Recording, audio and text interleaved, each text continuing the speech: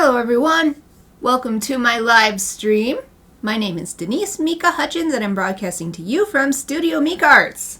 Our charity of the month is Palomacy, and you can help me help them help the animals by donating to our fundraiser here on Twitch, visiting their website, which I've posted in the chat, or simply by watching my streams and bringing your friends, because I'll be making my own donation at the end of the month based on my unique viewers count.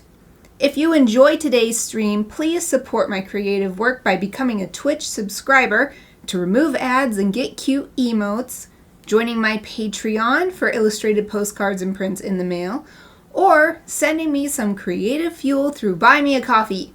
Links to all these can be found in my Twitch About section. Today is Friday, which means it's time for Chibi Friday, and I am going to take the next step on my Hallowed Soon piece. This is a series that exists halfway between fine art and print and yeah, what I've done so far to get to this point. I created a chibi caricature of my dog Soon, who passed away in 2022.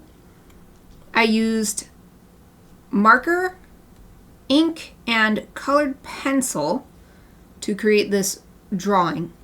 But then I digitized it so that I could make a print. Then on that print, I painted this halo with silver paint, specifically the paint from this collection. And then I smushed it for, what was it, like a couple weeks? Did I live stream last Friday? I don't remember.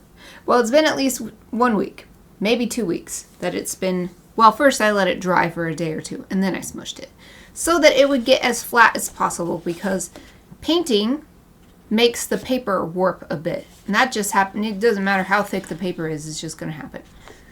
So I've got it pretty flat now. Might be able to go even flatter, but I'm happy enough with it as it is to move on to the next step, which you can see the difference. This is what I've done already, just the flat application of the first layer of paint, and you can see all the brush strokes and there's not much texture to it. What I want to do today is create some texture and create some more thickness with the paint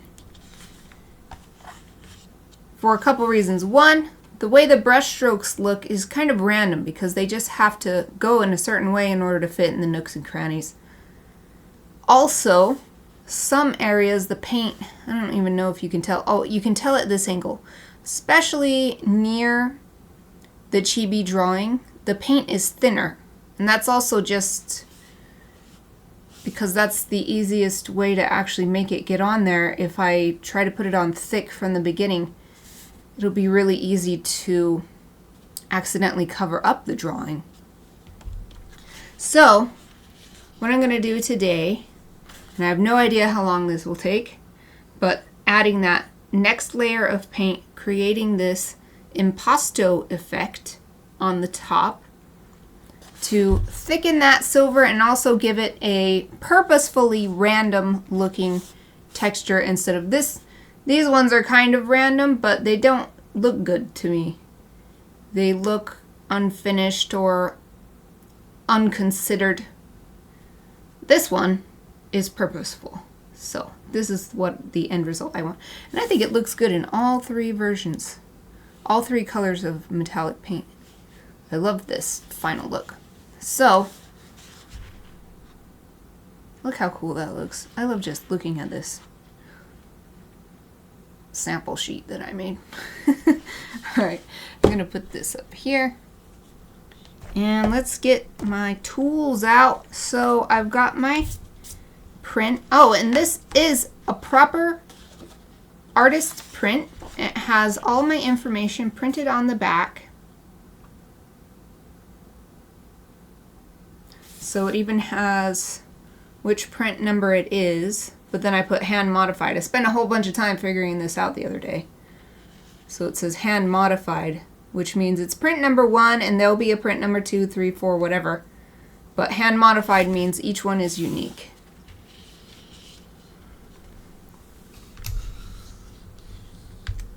So I'll bring that in closer. I've also got my palette. I would use my favorite one, but I'm using this plastic one because my favorite one is currently occupied with the white gouache that I'm using on my other project. So onto that, we will add some, if I can get it open, some silver paint from this Lasco Artist Colors. Lasco Artist Metallics, that's what it's called. It's funny, it says Swiss made, and right now I'm doing a virtual run hike series that's in Switzerland, so that's funny. Alright, this is the Brilliant Silver color. I don't know how much we'll need, but I'll just do a little bit at a time because this is acrylic, so it starts drying out, and then unlike watercolor or other water-based paint, including gouache, which is just opaque watercolor, we talked all about this yesterday, acrylic paint is not revived by water. Unless it's only just barely drying. If it's still drying, then it's okay. But once it's dried, that's that. And you're not waking it back up. So I'm not going to put too much on to begin with. I'll keep adding more so that it's fresh. I also have my paintbrush. I wasn't sure what paintbrush to use. This one has a little silver strip on it, and it seemed like the right kind of shape and size that I wanted, so I picked this one. It's a size 2 round. And then off screen, I also have my nice bowl of fresh water for painting, and got my towels for wiping the brush. Okay. Wow, suddenly the camera got really bright. Oh, it's because I put that black I put that black towel in it. Okay. Here we go. I think I'm going to start in the smallest areas.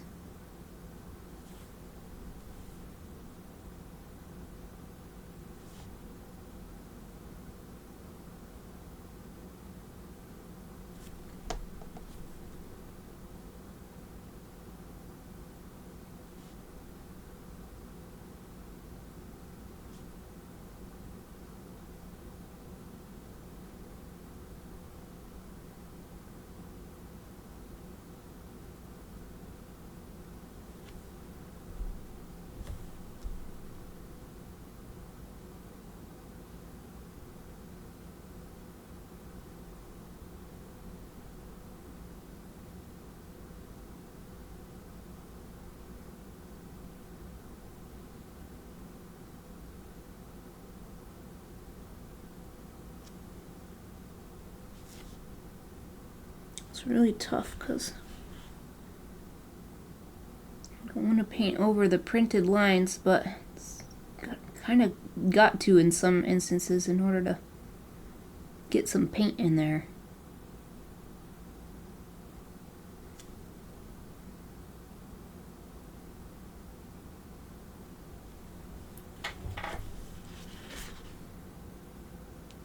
Alright, we've got some texture in there. There it is. Ooh. So I'm going to try to create a similar texture all through.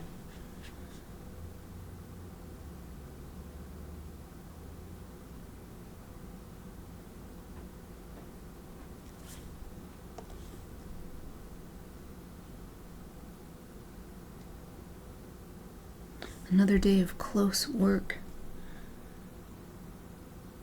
Up close, detailed work.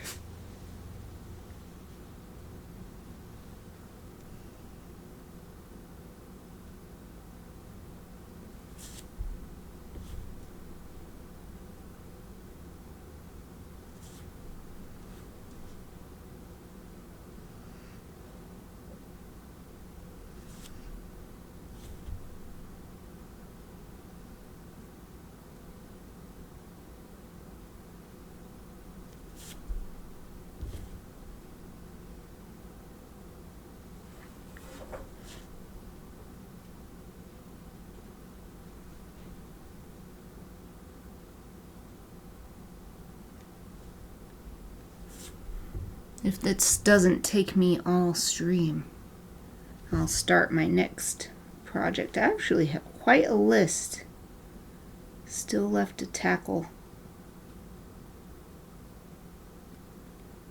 Some are birthday gifts, like the one that I'm going to do next. Others are gifts for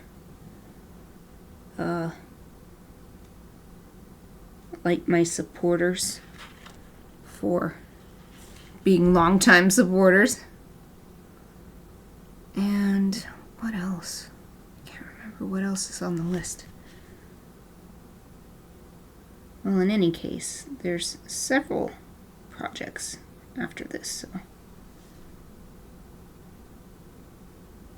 got plenty to work on for Chibi Friday.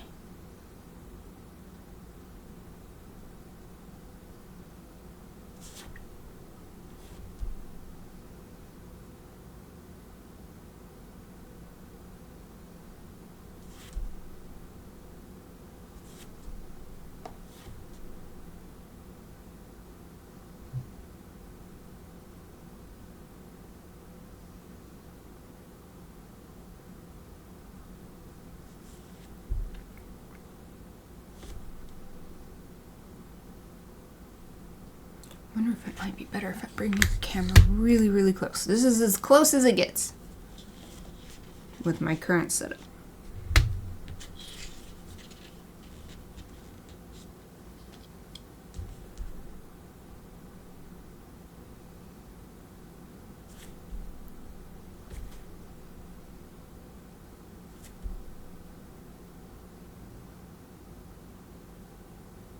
It's interesting to realize that the small spaces are what dictate the texture on the rest of the piece, because I want it to look even all throughout.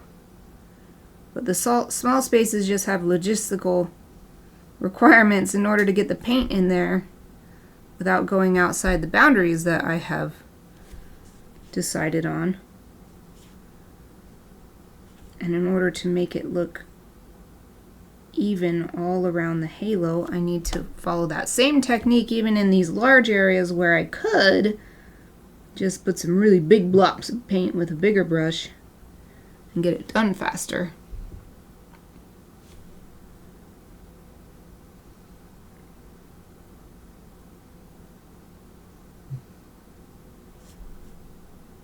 So a different Chibi, since I plan for this to be an ongoing series. A different Chibi, depending on the shape, the overall silhouette, or the negative space that it creates, really. The texture might be completely different. There might be one where they end up just being a sort of ball shape, like maybe a kitty laying in a curled up position. Then the texture might have the space to be able to be really big marks. But not this one. This one had these two tiny little areas, and there's this really even smaller area over here on the tail once I get there.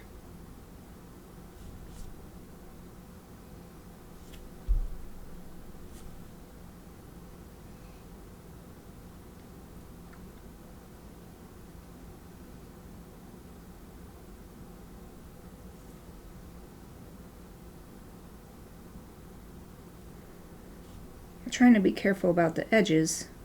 I want to maintain the edges as they are, but I also don't want to be afraid of them and end up with, ironically, what is also called a halo effect. So I'm painting a halo, but I don't want the halo effect, which is when you try to avoid something so much that it ends up having this kind of empty line, outline. I don't want that effect, so like if you want that effect, that's cool. That's perfectly fine. But I don't want that. So I'm trying to get as close to the edges as I can.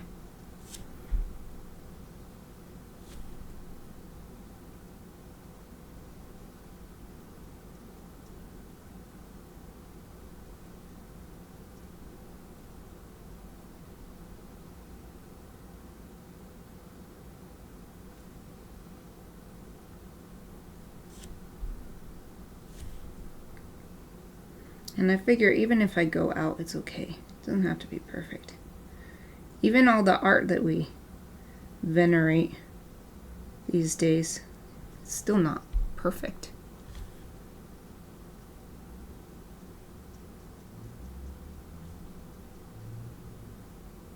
People always are like, oh, there's this anatomical mistake in the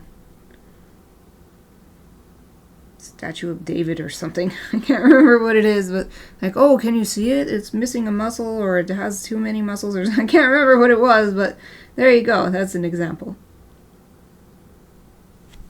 Beloved the world over, and yet not perfect, so I don't have to worry about it. Instead of perfect, I just tried to make it as good as I can. And that's not the same thing, because perfect's impossible.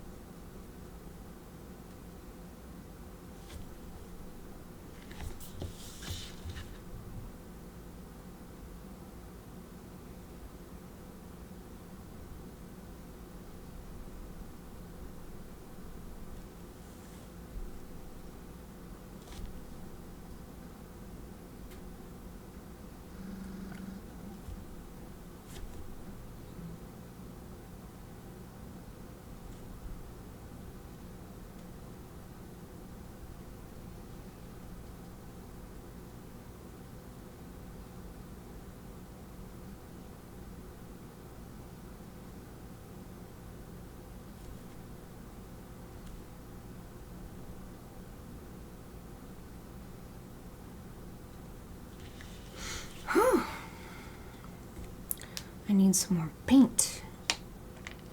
What? Brush trying to roll away. Don't roll away, brush.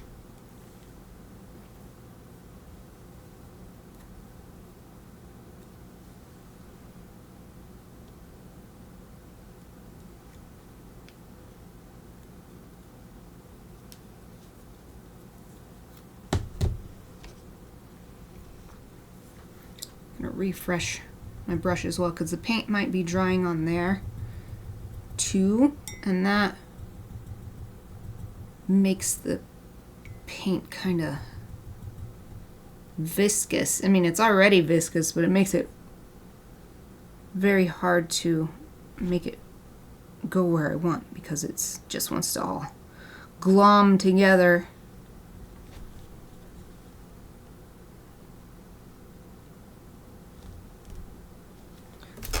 Try moving my lamp a little bit, get a little bit of lighting under my hand.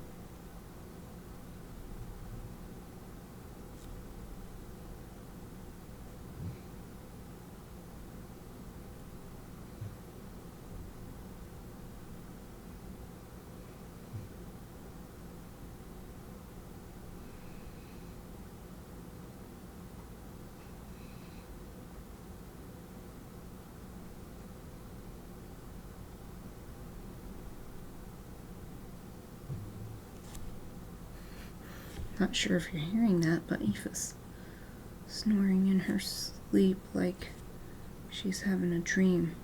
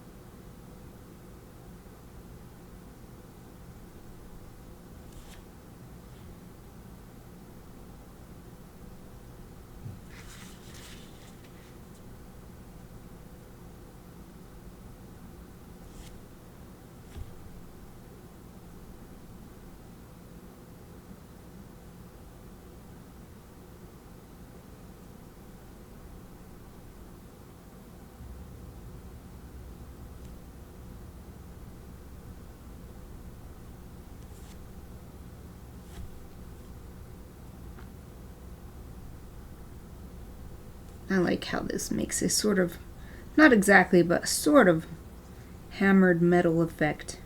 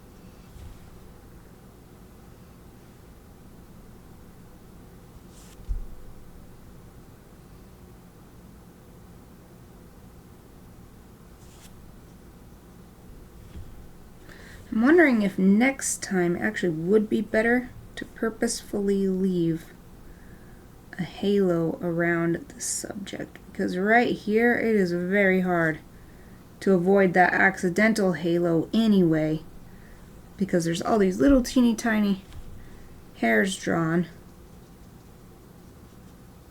So it might be better if I just leave a white border. Then I can paint a little bit more freely, and it's easier to make the halo look, what's the term? It's not consistent or standardized. There's a term for it. Oh well, I can't think of it.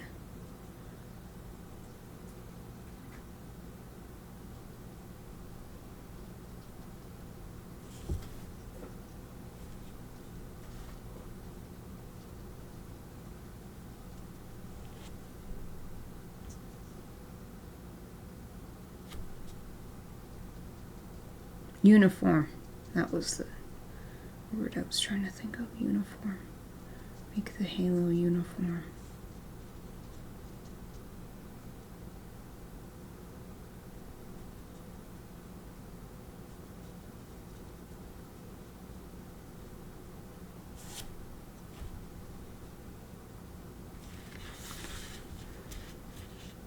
This isn't taking as long as I thought it would. I mean, it's taken a while, but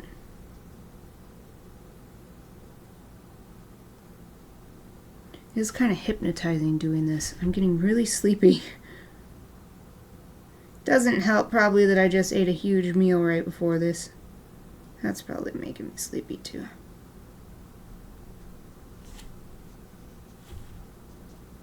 Plus it's really quiet and relaxing in here.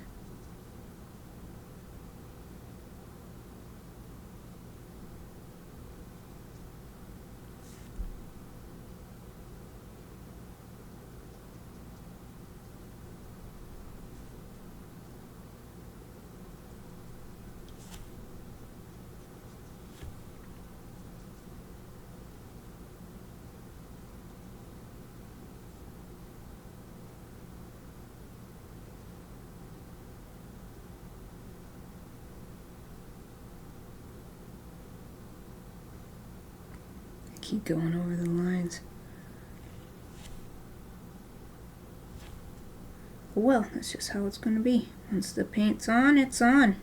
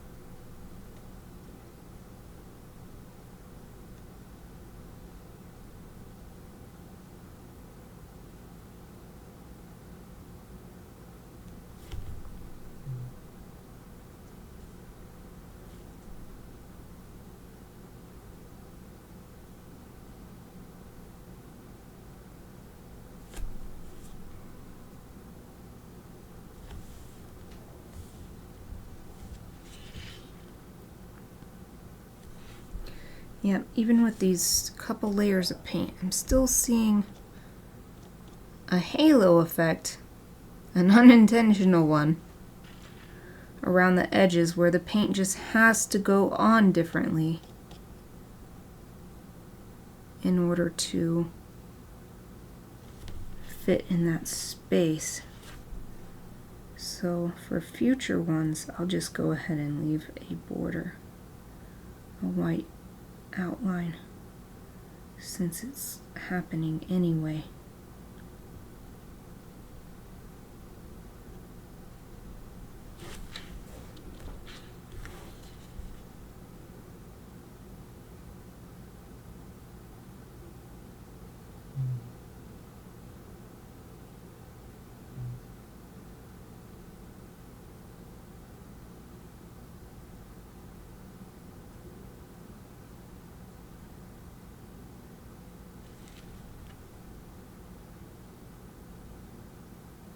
Now I'm just looking for any leftover spots where there's either paper still showing through or the texture is not looking uniform, or it seems like it needs more paint because it's kind of thinly applied.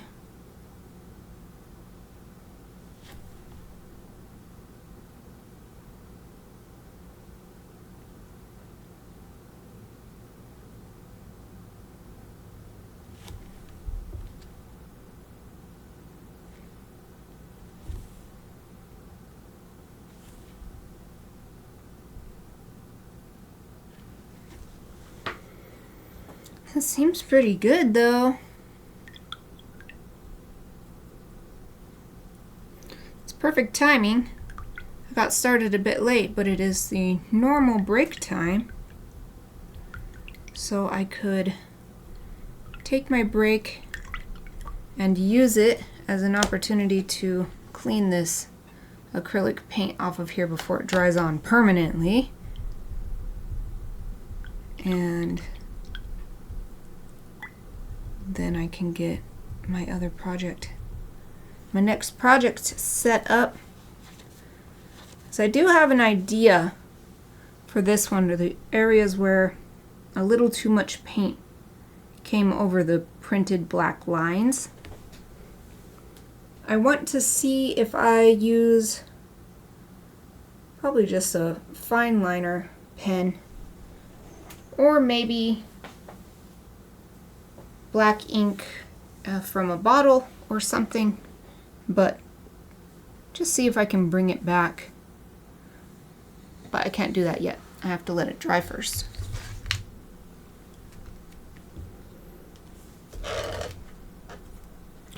So for now, I will leave this here and put my Be Right Back sign on. I'll be back in about 5 minutes, but I don't know how long it will take to clean this palette. Plus, I want to do my stretches that I normally do anyway. That's the whole point of taking a break, is to give my body a break from sitting. So, I encourage everyone to take this opportunity to get stretched and refreshed. I'm going to put my Be Right Back sign on, and I'll be back in about 5 minutes.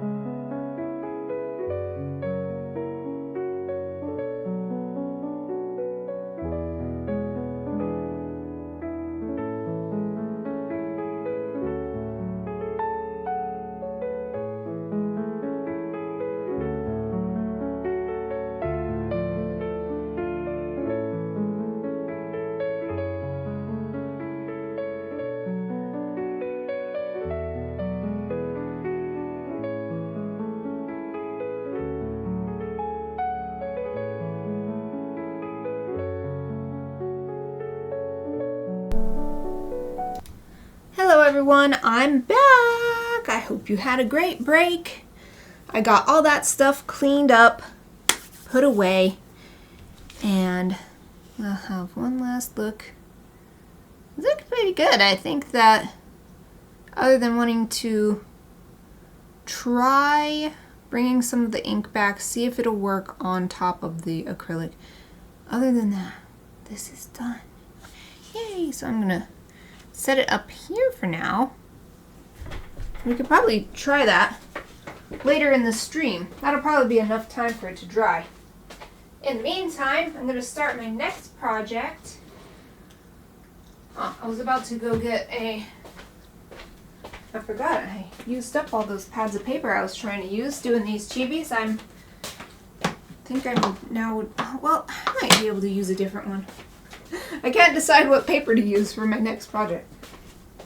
I do have a huge cache of paper and I'm trying to go through it because a lot of it I just got because I was like, ooh, look at this paper, and I didn't have any specific use for it. And so it just sits there not being used, so I try to find a use for it if I can. Oh, this one might be good. Not sure what kind of paper this is, but there's just this single lone sheet here. It seems like Bristol or something. Just found this.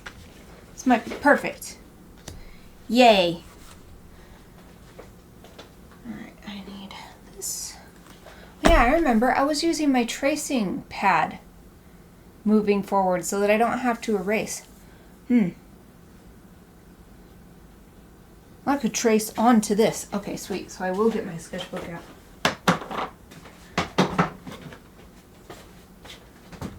Digging into my project box now.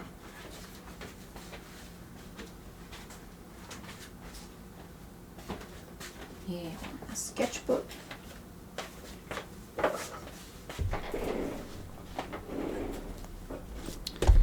Yeah, this'll work. Okay, go to a new page. Or I could just sketch it on here. Perfectly good space right here. Perfect size for this too. In fact, I might trace this so that I know exactly how much space I'm working in. So I've got my sketch kit. It has pretty much everything I need for any sketch drawing project, at least for the first stages, such as this, if this is the right one. Yes. This cool gray fine liner pen by Winsor & Newton. Just going to use this to trace the edges of my final sheet of paper.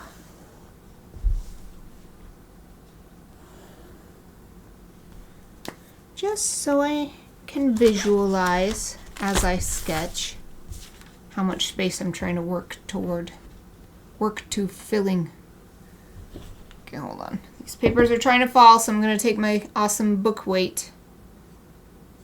Let me show you how this works. Oh, perfect. Here's the book we've been reading.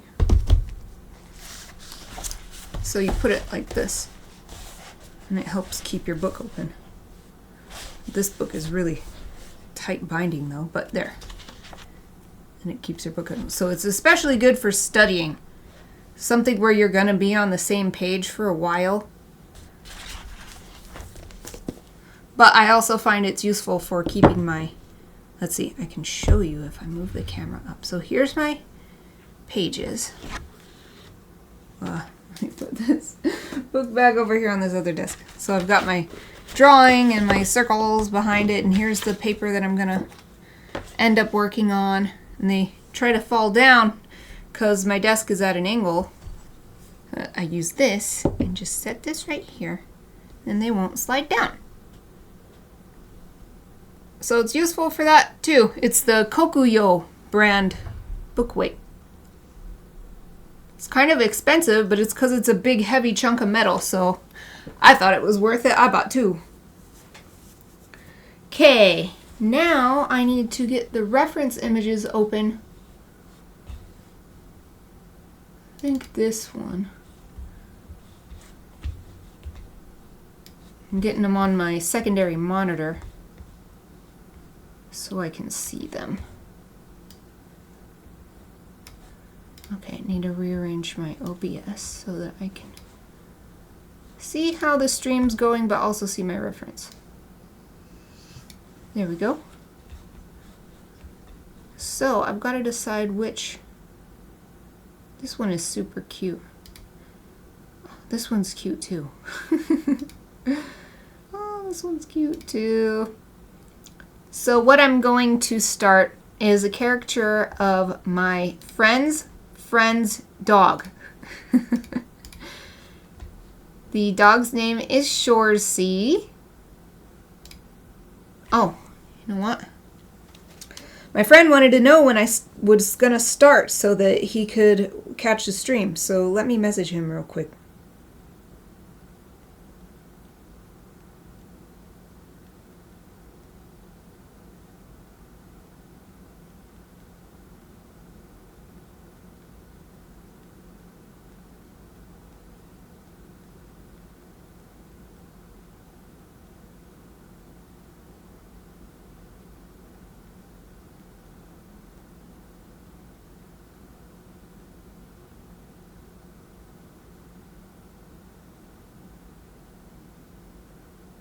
There.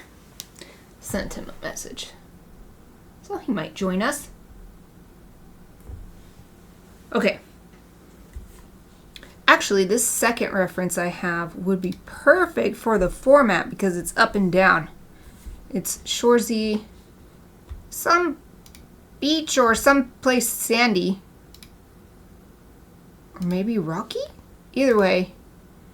Sitting on the back, but the front legs are, so not laying down, sitting instead of laying down. And this picture is really cute because Shorsey has a little blip tongue sticking out a little bit. Looks like they're panting, like it's clearly a sunny day, and Shorsey is a dark colored dog, so probably hot. And thick fur too, so probably a hot dog. So I'll use this one as the base. I've got several different references, and one is a really good reference of Shorsey's face. So I'll use that one for the head, but to start,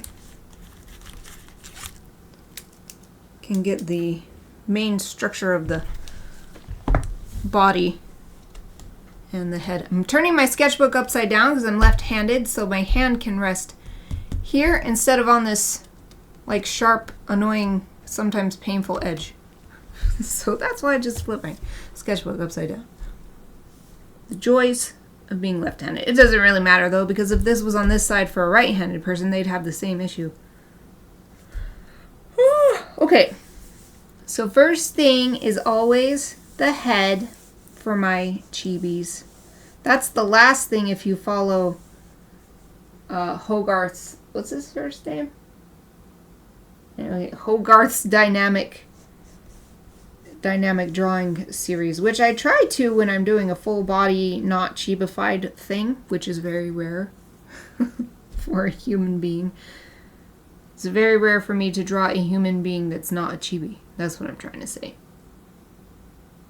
And I trust Hogarth's. Hogarth's theory is to start with the hips, and then everything moves from there. So the back can move in all these different ways. The legs can move in all these different ways. But the center of gravity, especially, I don't think Hogarth mentions this, but especially for a female human, the center of gravity is in the hips. And so the rest of the body can move from there. And then the head is the very last thing you do. So you start with the hips, then you figure out the torso, maybe the legs and arms after that, and then finally the head, because the head can go all over the place. And they're all dictated by these different connections as well. So where the spine is, the head can only go in certain ways based on where the spine is. But if you draw the head first, everything has to kind of be forced to work with that head position. And that's a lot harder than creating the overall body. Like, what is this human doing? And then choosing a head position that matches that. So that is, I think that is a great way to do it. But I'm just doing a caricature. So the position of the head and the rest of the body is already predetermined, so it doesn't really matter. I draw the head first for my chibis because it's the biggest thing in the drawing, so I want to know how much room it's going to take. I want to give it enough room and get it the right placement. And then the body, I always make either the same size as the head or sometimes even smaller. Shorsey has a pretty big body. Shorsey is a big dog, so I'm going to give a bigger body than I might to a different dog. And we've got the main chest area here and then the hips, so Shorsey kind of leaning to the side. So the body's kind of coming down like this, the back, and then the hips are here. And you can't actually see the feet or the tail for the back, but I can see the tail in this other picture. It's very big and fluffy and adorable. And I can't see the back feet in any of these pictures, so I'll just... Oh, I can see one back foot. So I'll just do my best. They seem like they'd probably be white because the rest of the feet are white. Okay.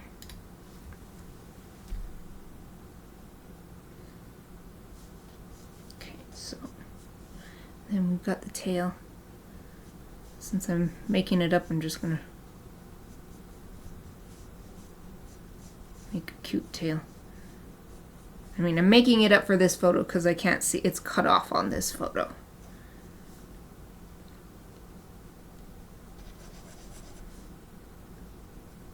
So upper arms, and then the lower arms.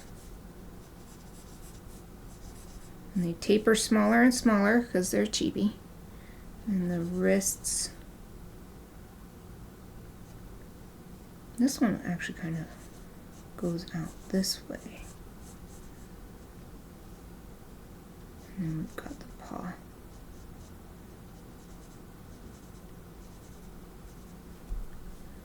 This one's bending out this way.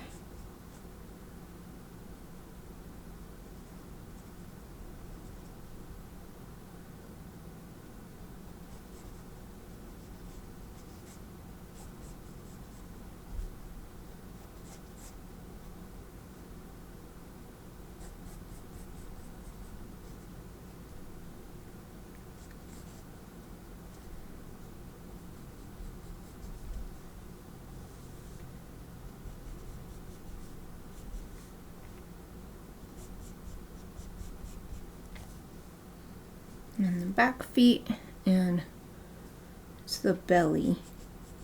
Oh, very furry. Big, fluffy, like maybe a Malamute.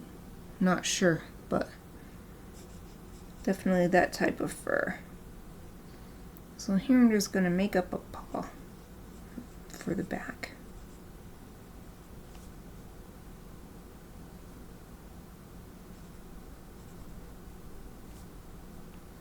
And then we'll say the other paw is hidden behind this one. That way I don't have to make one up.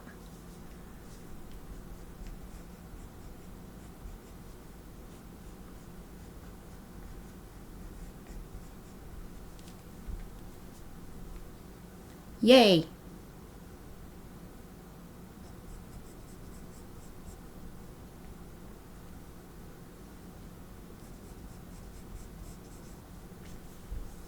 Okay, now for the head.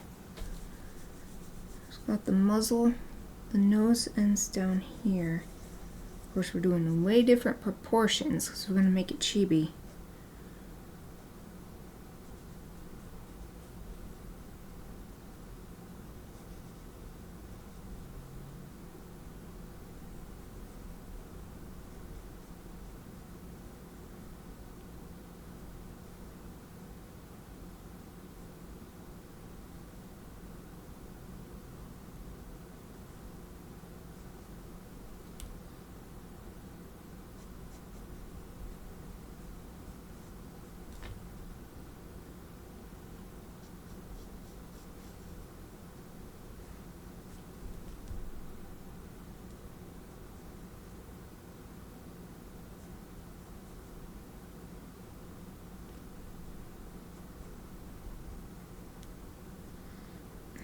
chin too.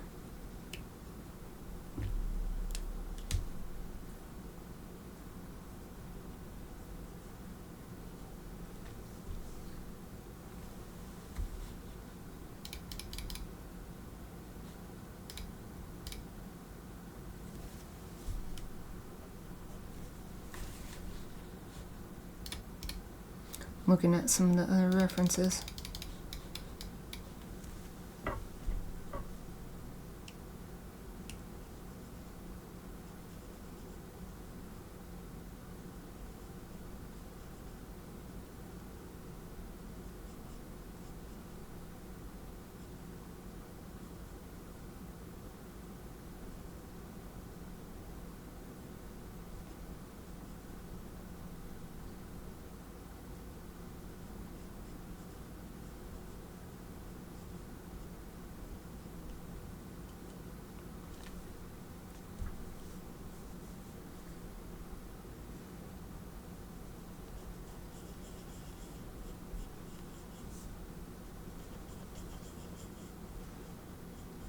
Here's the part that makes it really chibi. The eyes are going to be way bigger than natural. Shorsey's natural face has much smaller eyes than this. Very, very small compared to this. But we're turning this pup chibi. So, going to make crazy big eyes.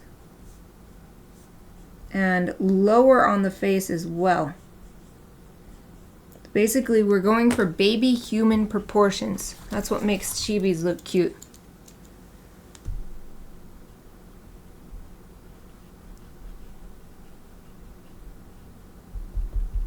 That's why cats look cute naturally. So they've got that. Big eyes for the size of their head. And lower on their face.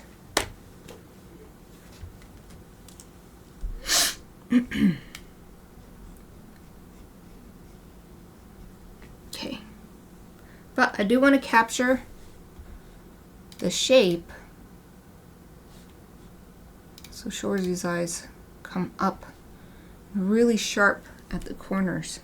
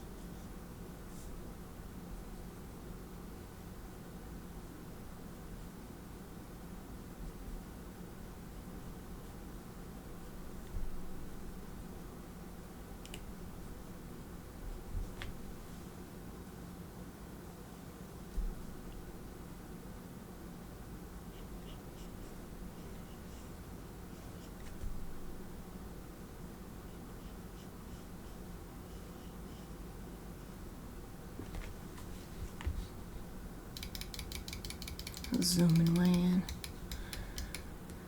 Yeah, this picture's so far away I can't really tell where the shine hits on the eyes. I guess there's not really any shine because actually Shorsey's lit from behind in this picture.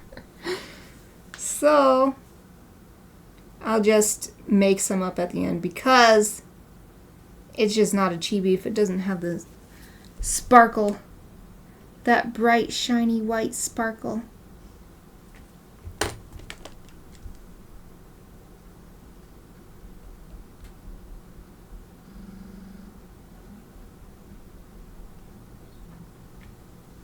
Doesn't matter too much right now anyway, but I like to map it out.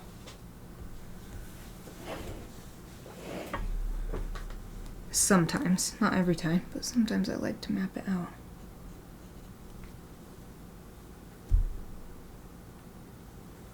Okay, time for the rest of Shorsey's face. Big floofs. Big ears.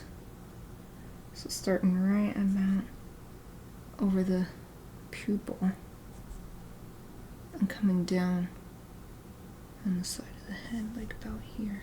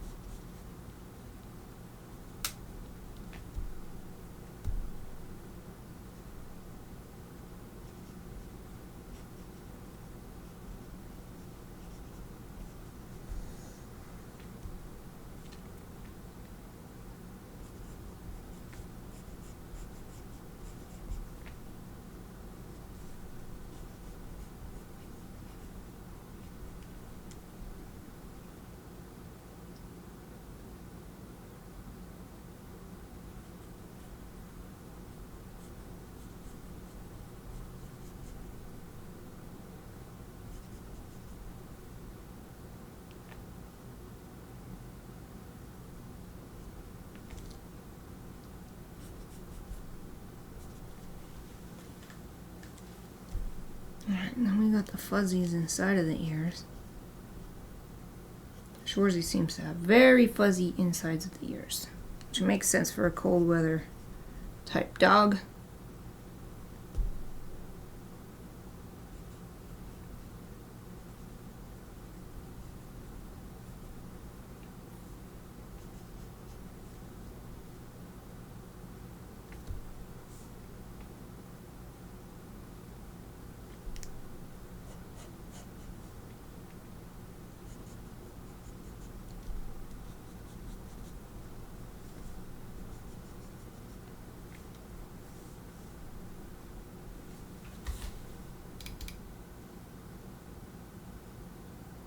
Taking a look at the closer up photo of his face.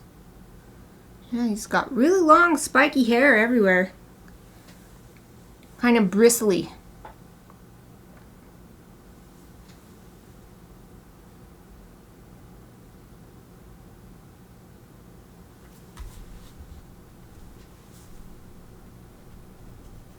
Now in the reference photos, Shorsey's pupils are not that big either way, indoors or out. But it's always cuter for a chibi to have big pupils, so I'm definitely gonna, and have now, exaggerated the size of those pupils.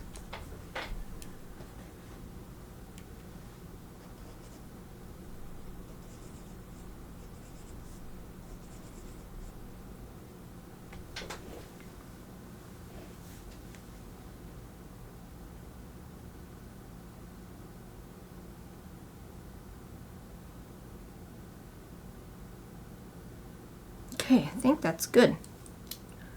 I wonder if I can...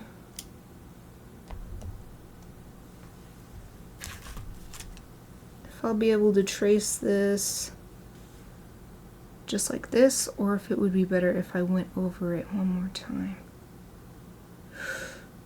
Let's just go ahead and try to trace it like this. Let's see if this works.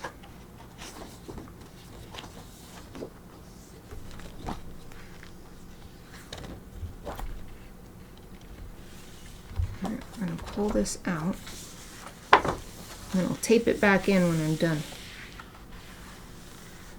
So I always want perforated sketchbooks so I can do stuff like this. Take this sketch out, use it, then I will just tape it back in so that it's still in order in my sketchbook. Wow! Almost knocking down my pen stand. Okay, there's this. If it will stop trying to fly away. Okay.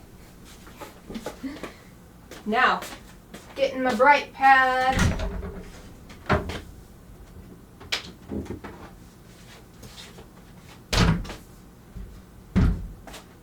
Oops. I always end up shutting the charging cable in the door when I get this out.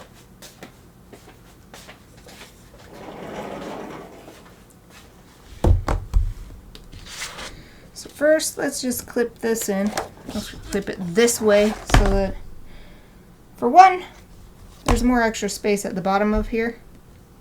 And for two, I always end up turning it off or hitting the plus minus for brightness because I'm left-handed, so I'll turn it this way so that I don't. Yeah. Put this on top. We're not just gonna use the clip, we're gonna actually tape it down so that it's stays steady the whole time I'm tracing.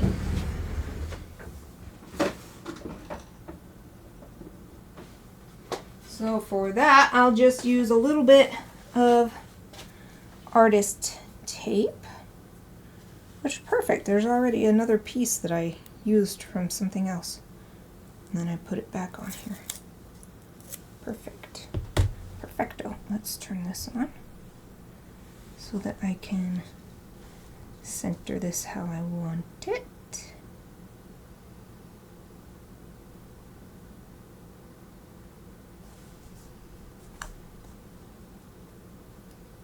I think I'll get 2 pieces of tape, just to be sure. And I like to tape it on just one side to create a hinge so that if I really need to, I can lift it up, but it won't move. It will lift up and go right back down where it's supposed to be. There.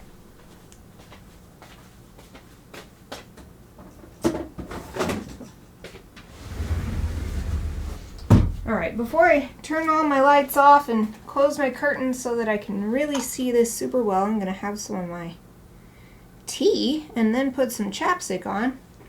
Feeling a little dehydrated.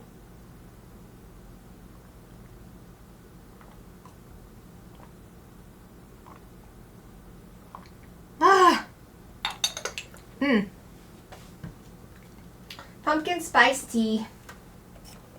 Nothing in it, just brewed pumpkin spice flavored black tea. Well, steeped, not brewed, technically.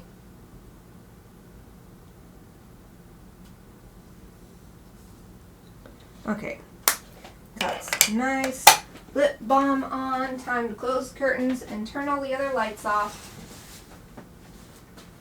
Get it as dark in here as possible.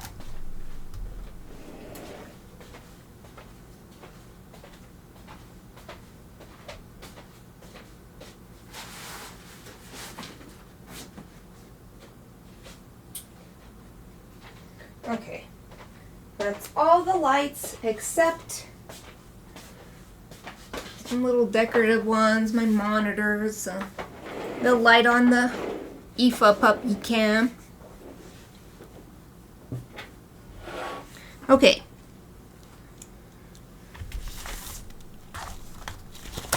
Get my sketch kit out of the way for now and pull out my Sakura Pigma fine liner pens.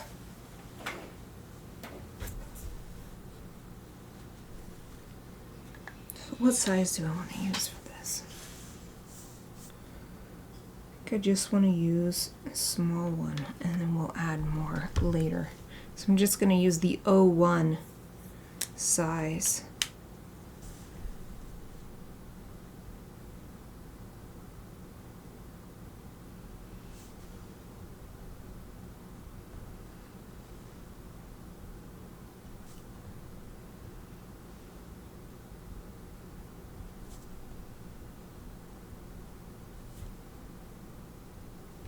Making sure that's max brightness.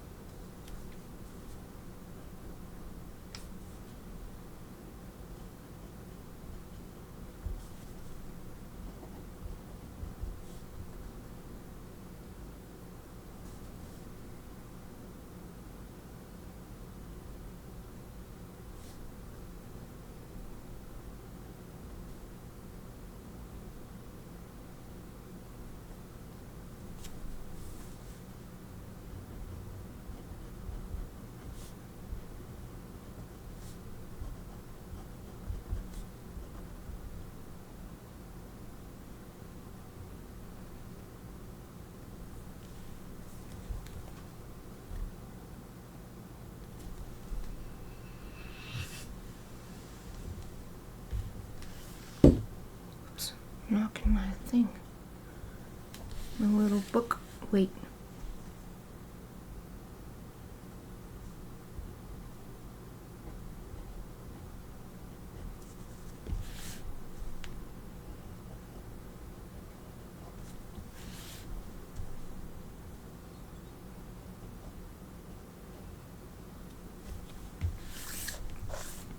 Yay! So that's that, traced.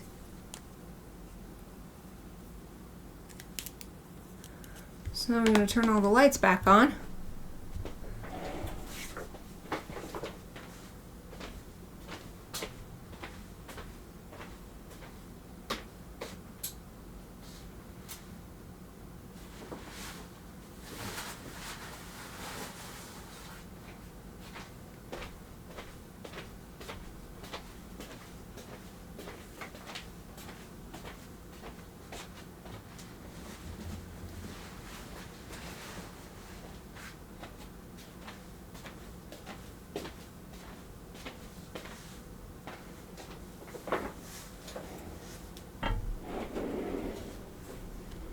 Okay, so I'm going to turn that off.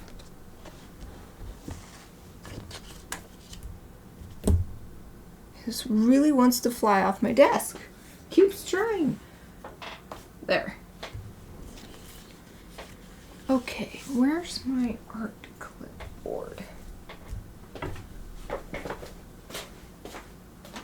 Well, one of them. I have two. I just need the small one.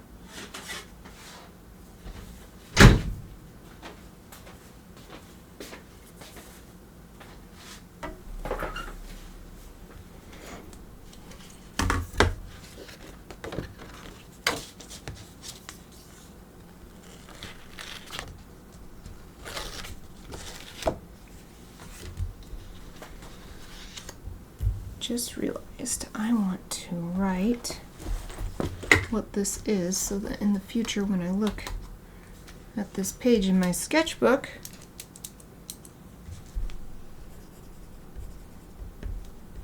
I'll know. I think I'm spelling his name wrong. Oh, I spelled his name wrong. I had too many E's.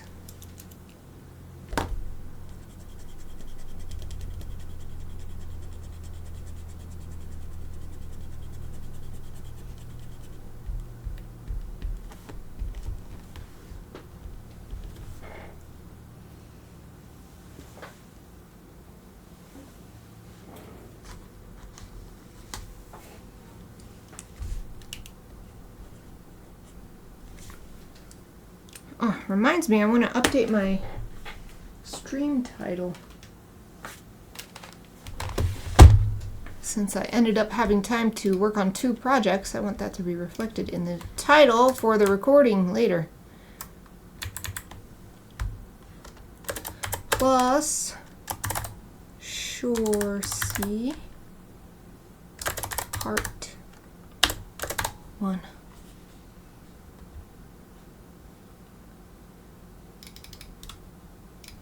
Done. There. Title updated. Let me put it in my notes too, just in case. Just in case I need it for something.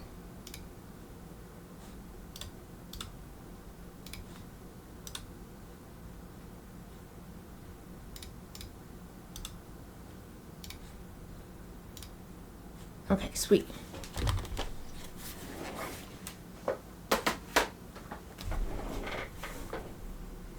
And I also want to put today's date, 10 October. It's always interesting to know how long something took me when I started it, when I finished it. So this can now get taped back into my sketchbook, especially since I have sketches for 2 different projects on this sheet.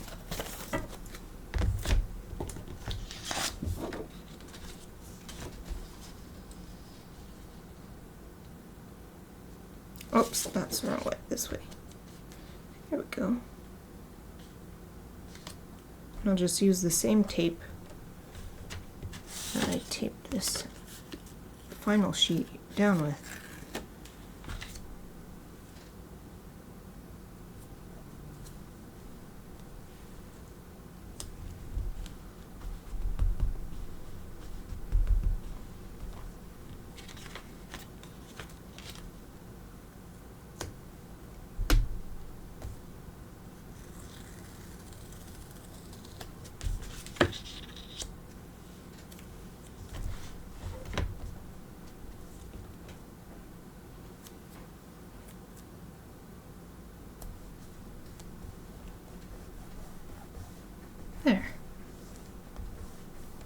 Okay, done with the sketchbook.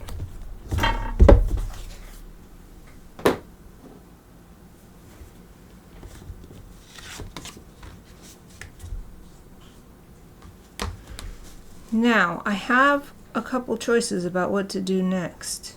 I could... Oh, hold on, my friend's messaging me back.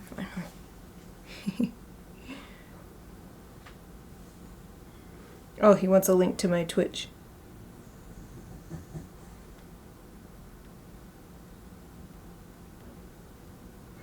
Twitch.tv/Studio Mikarts.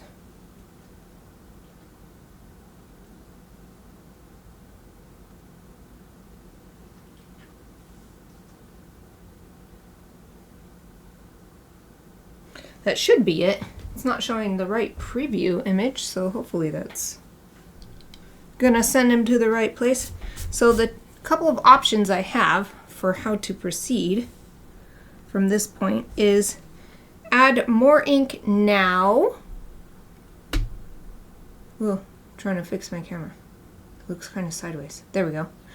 Add more ink now and refine the lines now, or color it with marker first, then do the additional ink after that. And I'm leaning toward the second option because what happens if you put too much ink down, even with so-called, there's so many brands that call themselves Copic safe, alcohol marker safe, or whatever, but it will still smudge. So even though some of these lines definitely need refinement and changing, some of them I could just do now because it's not about making the line thicker, it's just about changing the shape of the line. But overall, I think I would like to get the marker color on first and then add more ink, because you don't even know if you would need ink because the marker might cover that area up anyway, especially with a subject like this with very dark fur. So yeah, I think that's what I'll do. So that means markers next.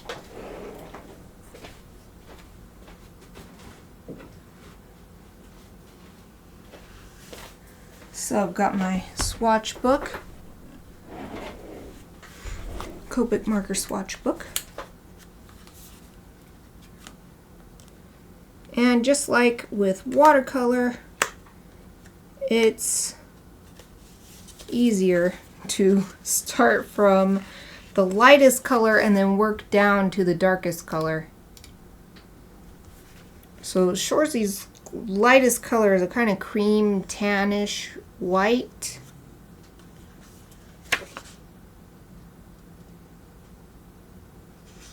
And maybe something from this group, like one of these. Let me look at multiple references with various different lighting.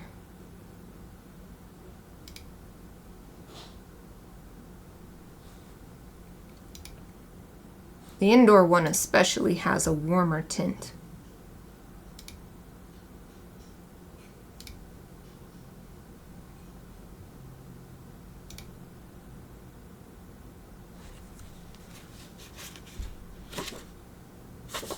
I'm looking if there's any other options. I am limited in my range, which is part of the creativity part, is how do I make it look like the subject using only a limited amount of markers, limited amount of color options.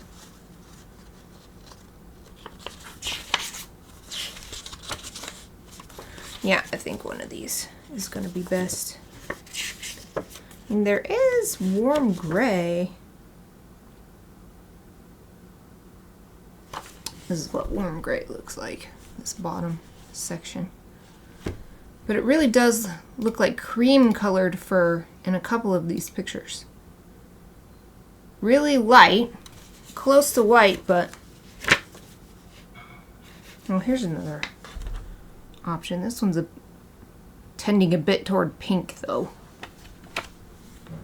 So, yeah, let's do one of these. This one is cooler and this one's warmer. Let's do the warmer one.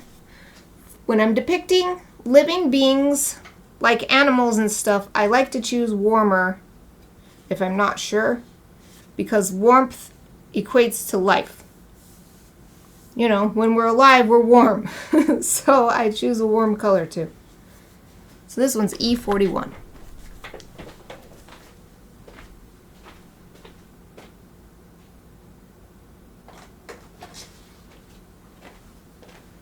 Getting close to second break time. Oh, Flying Ito 0219. Thank you for the follow. Hi.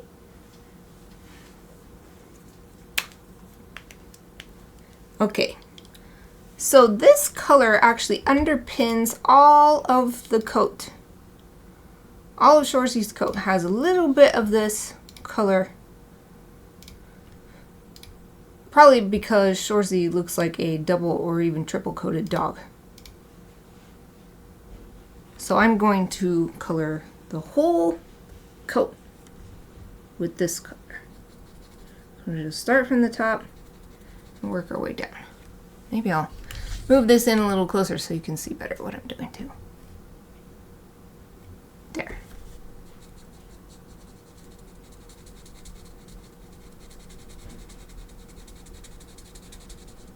So some areas this will get completely covered up by darker colors later, but it's worth it to put it down. That way, in those little areas where it does peek through, it's there instead of the paper color or something else.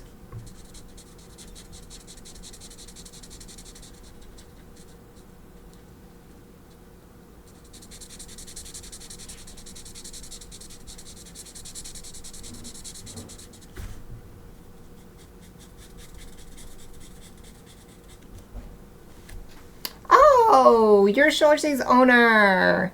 Yay! I hope you enjoy seeing this drawing come to life. Yay! So glad you could join me.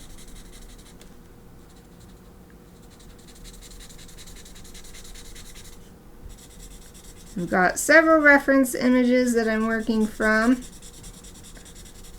So far what I did was draw a sketch based on one reference.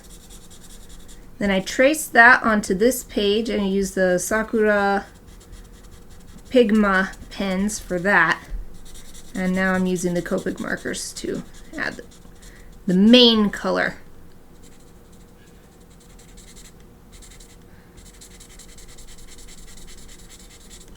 And my markers do have a larger chisel tip on the other end.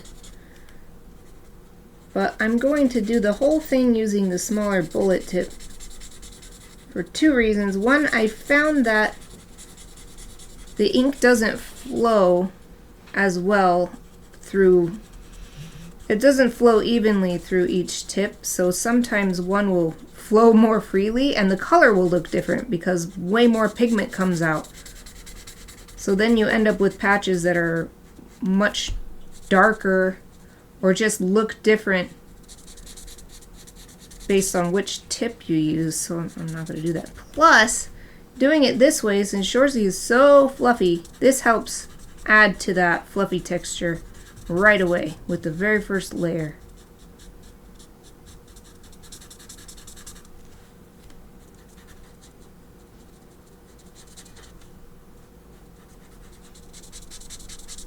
And marker won't be the last thing I do. After I do the marker, I'm going to add, well, first I'll add more ink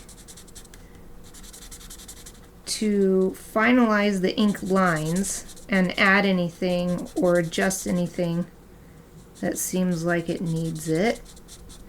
Then I'll add even more color and texture and detail with colored pencils. And then finally, all of the lovely pops of highlight, especially on wet places like nose, tongue, and eyes. We'll use white ink for that.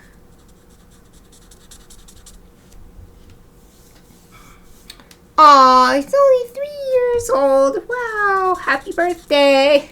That was only a couple months ago. He's younger than my dogs. That's crazy to think. Not that much younger. My dogs are 5 and 4. And you can see them in the puppy cams. Bottom is Chappy. The up part where all you can see is her belly and some of her toes, that's Aoife. I'll let you know, too. If I need more references or anything. I got some good ones, though. I think I have enough to get a good likeness.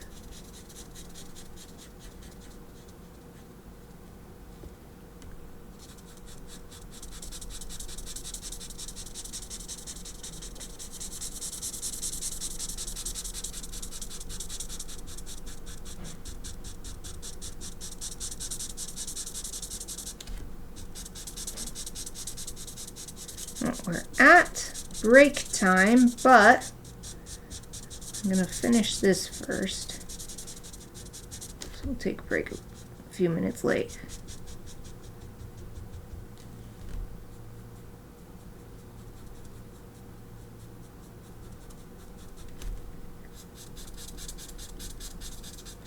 And the last few minutes of today's stream, I'm going to try something on my other project that I was working in the first hour of the stream. I was waiting for that one to dry.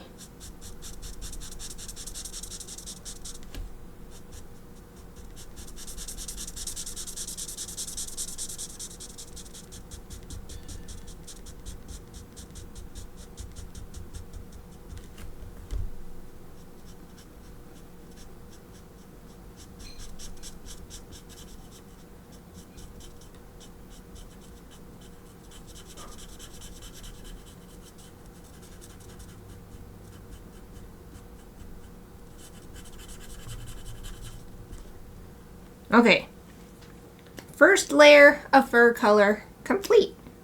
Hooray! So, we're a little bit past break time. So let's go on a break. Let's all get stretched and refreshed. I'm gonna put my be right back sign on, and I'll be back in about 5 minutes.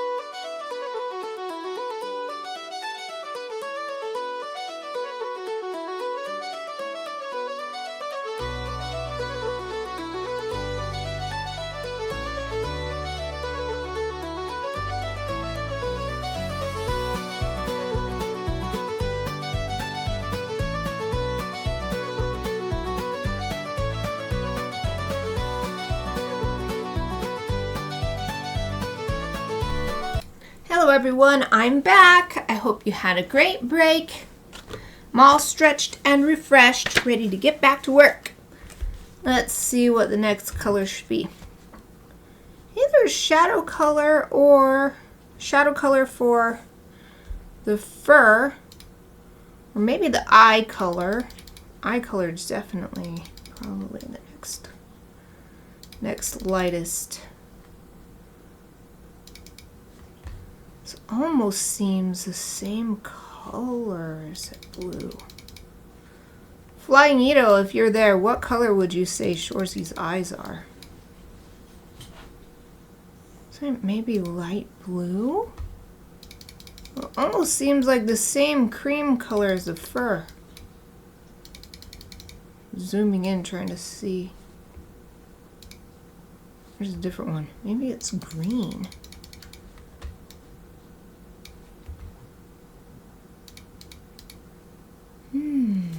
It's having a very light color. Every single photo with quite different lighting. Still very, very, very light colored eyes.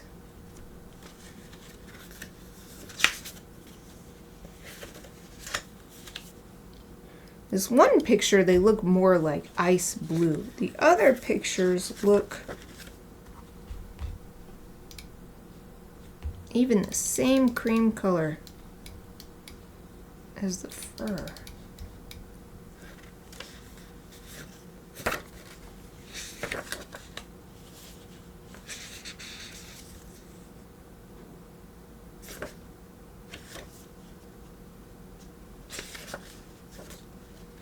Maybe I should do gray. Like a warm gray.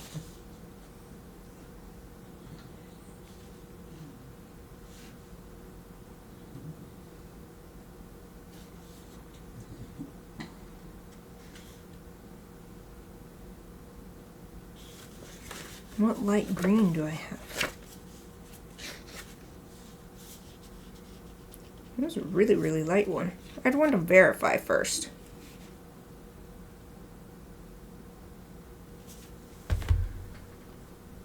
Let me message my friend and see if he has an answer.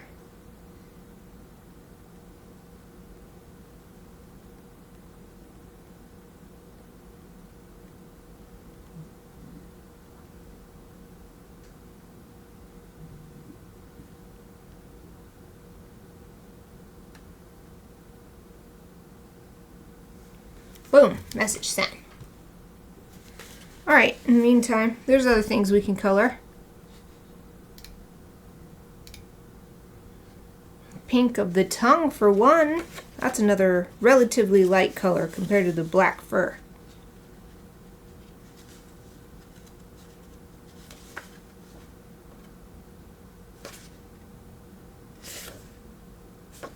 I only have this one reference showing the tongue. And Shorsey is backlit in this one, so it looks relatively cool colored.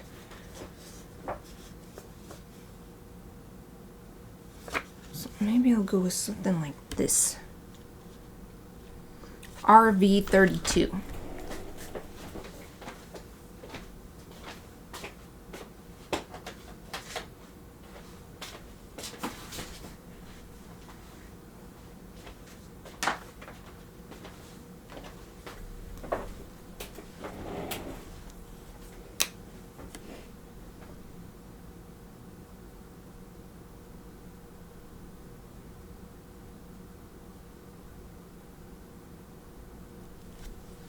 Okay, that was easy. It's such a tiny little area.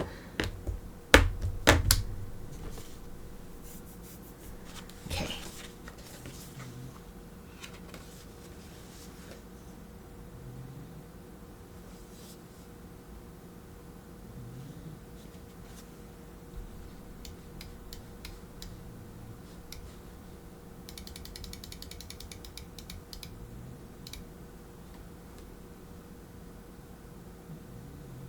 Now from this point on, it's mostly adding the black to the fur, and it's just varying degrees of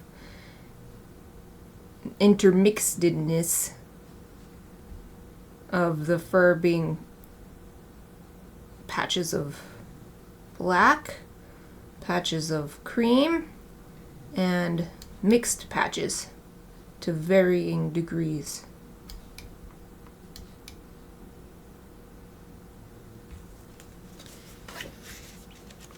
So I guess I'll move into warm gray for this part. We have the base made with this earth tone, but we'll do warm gray for adding more.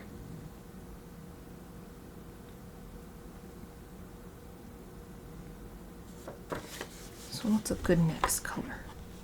We don't want to go too dark too soon, because you can't take it back.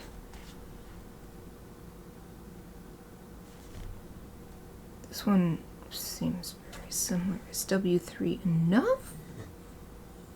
I guess we could map it out with the W3. Yeah, we'll do that. W3, warm gray 3.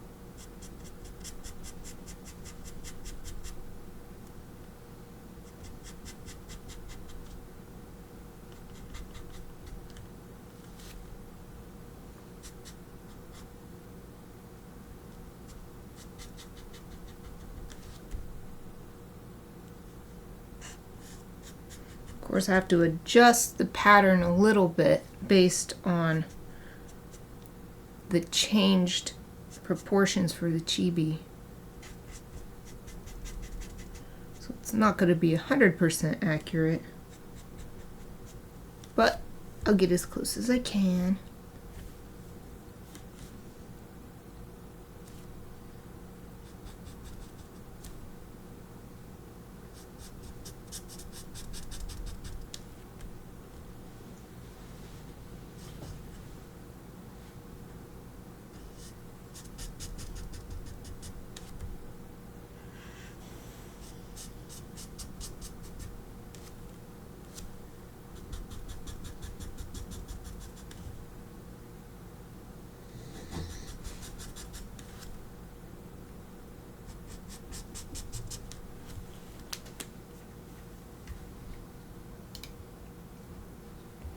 Let's see what else I can glean about the pattern on his chest from this other reference. There's a black strip, but there's also this white bib coming down from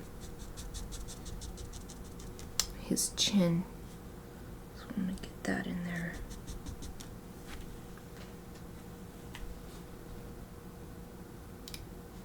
Okay, moving back down.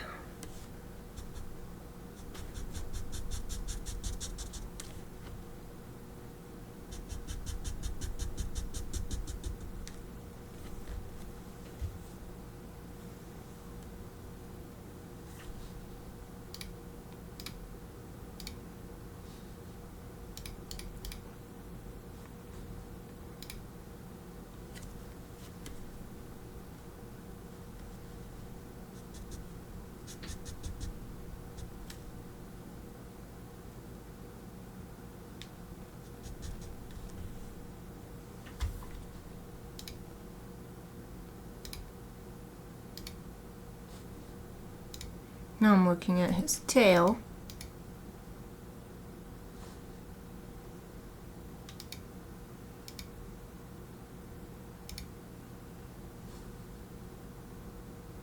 Looks very different depending on the picture.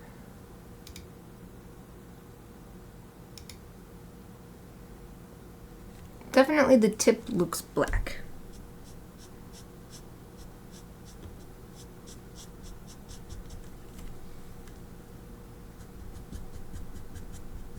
So I'll do something like this. Mix the two colors in there.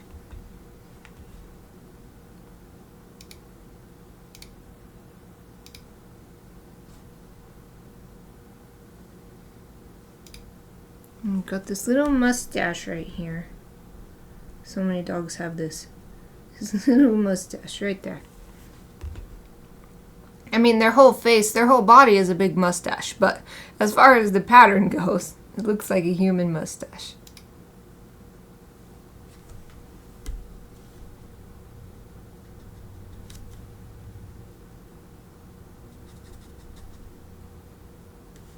And we've got the whole nose is black, of course. Most dog noses are black, even if the rest of their fur is white. I think some dog noses are pink, though, or brown.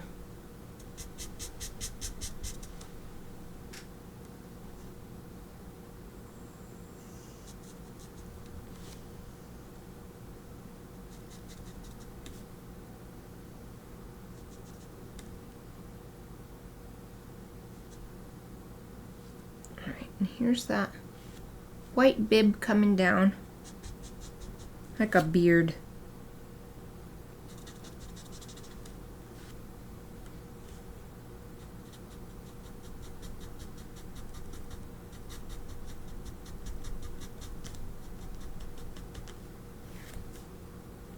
So right now I'm not just adding color to the page, I'm trying to map out where other future colors will go as well, such as the black fur.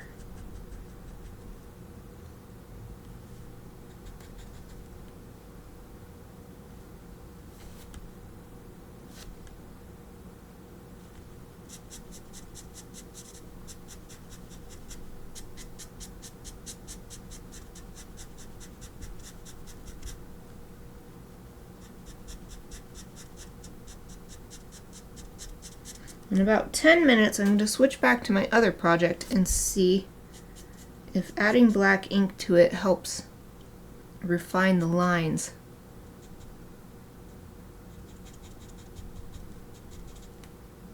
It should be dry enough to do that. And it shouldn't take very long to do that either if it works.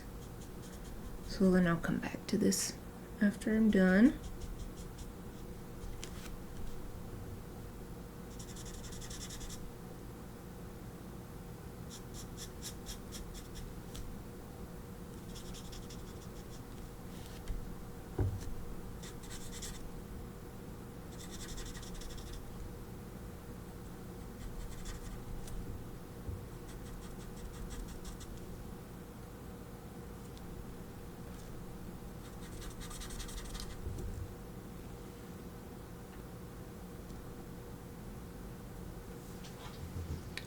Shorsey has a TikTok.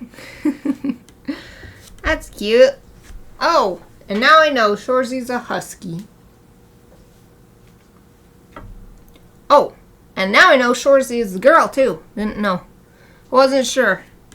So I was using they, or trying to use they since I wasn't sure. Oh, she as in me. Never mind. She's me. Shorsey's a boy. Shorsey is a boy. I am the she. Okay. I was getting confused. Now I know.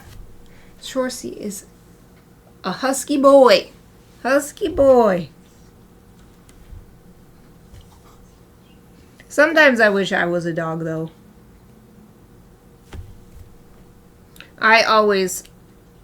I look at dogs' tails and I wish I had a tail. Wish I had a cool tail like a dog. I tell Aoife that all the time. I look at her beautiful, magnificent tail And I tell her how much she's envied.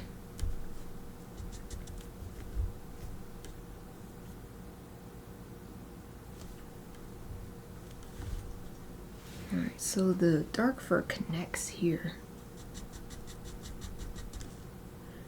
Mapping the pattern of the fur is especially hard on the face where I have put these gigantic eyes, so it's a lot harder to fit it in.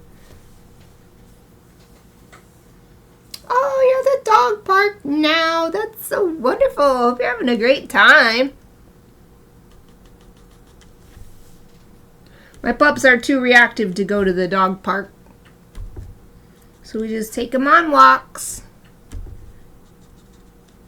We are working with a trainer, though, to try help them learn how to be around other dogs politely. Aoife didn't have a problem, but she was attacked by a dog last year, so she's gotten a lot more reactive since then. Unfortunately, it's very frustrating, but can't take it back. What happened, happened.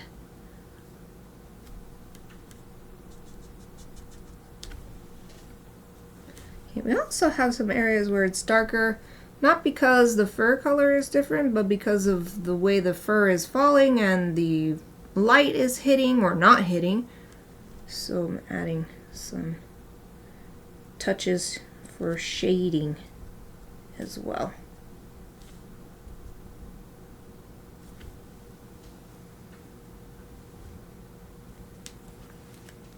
Okay.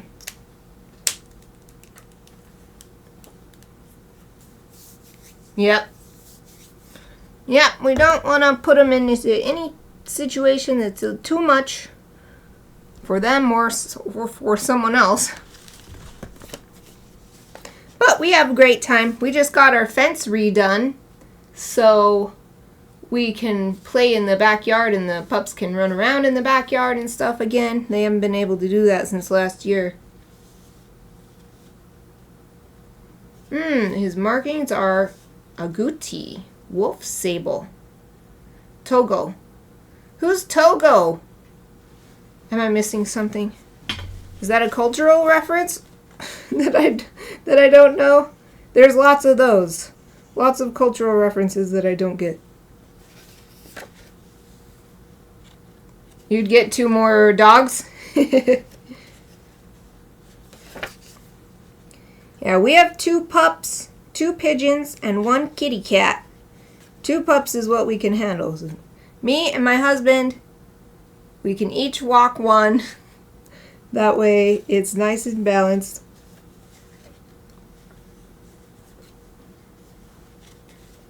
Oh, really? Hold on, I want to look that up.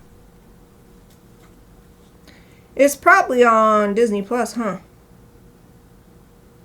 We have Disney Plus. Oh, as you said. There it is. Yeah. Wow. Yep, looks very much like this dog. Shorsey has more pointy up ears. True story.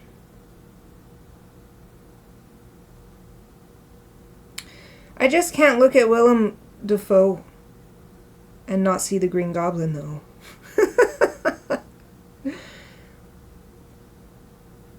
Huh. There's a video from 1 month ago called Disney Erased Togo from Existence. Why you can't watch the movie.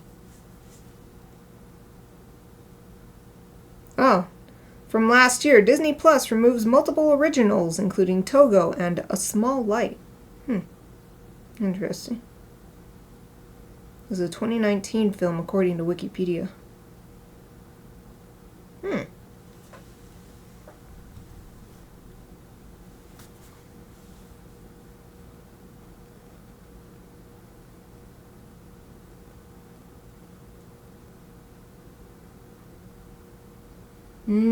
I'm reading your messages.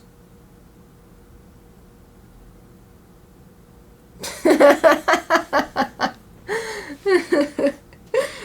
that would be crazy. That is a crazy. Up there in those extreme conditions. And I Alaska wilderness.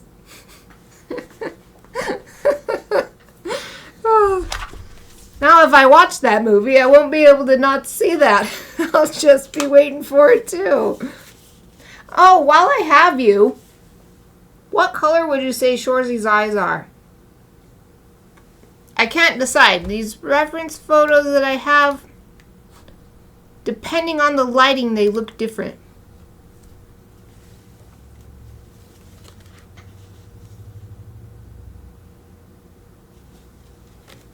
They almost seem the same color as the cream color on the coat.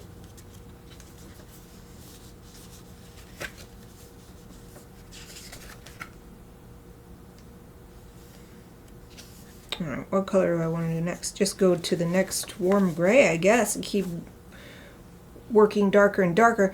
Though I think I'll do what I usually do and skip, because there's 10...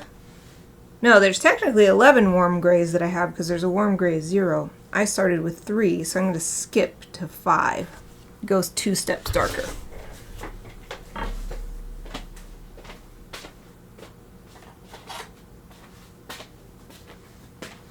Oh, but this is the exact point in time where I wanted to switch to my other project to see if using ink will bring back some of these lines.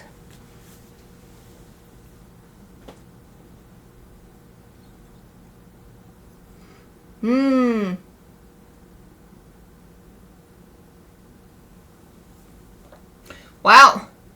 That is a long freaking way in those conditions. Even in the best conditions, it's still intense. His eyes are Arctic blue, very light blue. Okay. Yeah, there's one photo that I've got from the little collection of 4 photos, and it definitely looks blue, but the other ones I wasn't sure. So thank you for clearing that up. I'm going to flip to a blue page so that I remember that when I come back to this after trying this. I might actually go with this. This is the lightest one. It's technically a blue-green.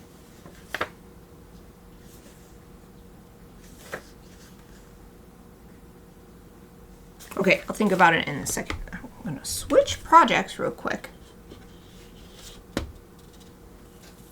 Both dogs, not bulldogs. Yeah. It's like, that happens to me all the time too, and it's especially bad because I'll try sometimes to say something in Japanese as well, and it's like, no, you have to change the whole keyboard if you wanted to understand what you're saying in Japanese. Like, no way, it's not smart enough to be multilingual. Okay, so this is what I worked on earlier during this stream, and I finished all the texturing on this halo. I think it looks really good. It's all dry. So what I wanted to do, especially on the tail here, I'm trying to get it so it can show you, I ended up covering some of the black lines and some of the color too, but these black lines especially look kind of sad being obscured like that. So I'm going to see if I can use just my regular favorite Sakura Pigma pen to bring it back. Though this one might be a bit big. We'll go smaller. We'll try a 05 because we want some precision. Bring this down really close so you can see what I'm doing. Maybe move my lamp so that I'm not blocking my own light with my head. See if I can bring some of it back. I don't know if it'll work though.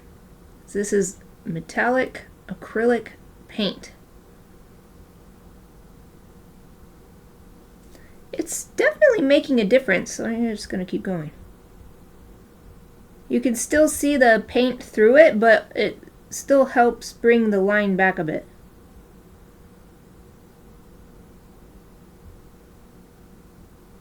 Yay! I still think for future iterations I will just leave a white halo, a different type of halo. around the outside border of the chibi. That way I don't have to worry about this.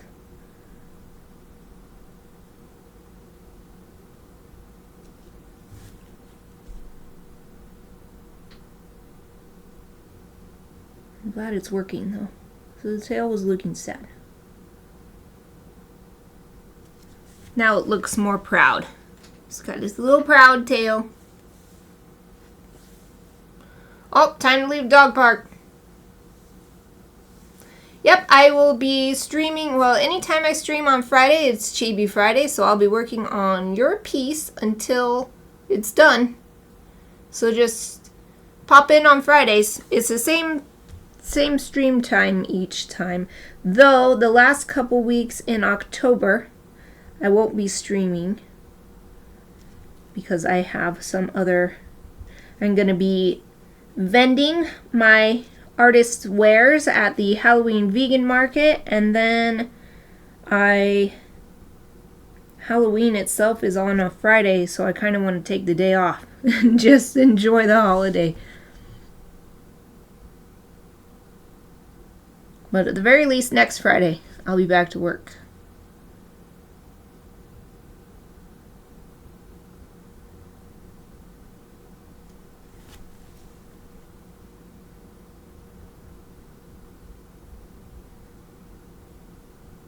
I'm so glad this is working. Yay!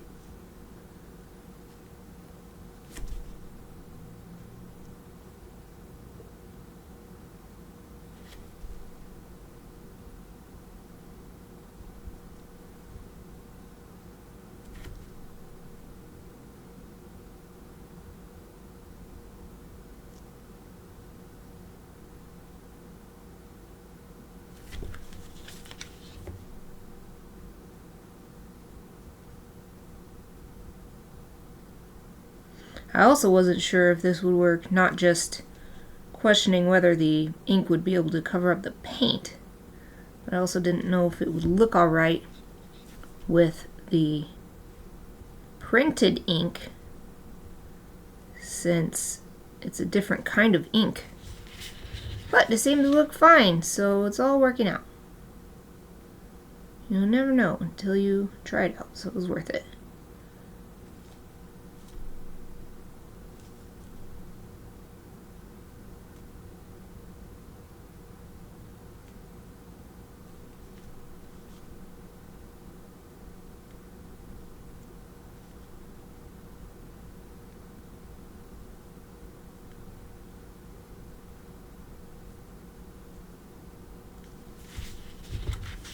I'm thinking that it might actually be easier. What I had been imagining was keeping this one for myself and then selling each new print to be ordered on my Square shop. But it might actually be easier if I put this one up for sale, and when it sells, then I will make the next one. That way, whoever orders it can get it right away and not have to wait for me to make it.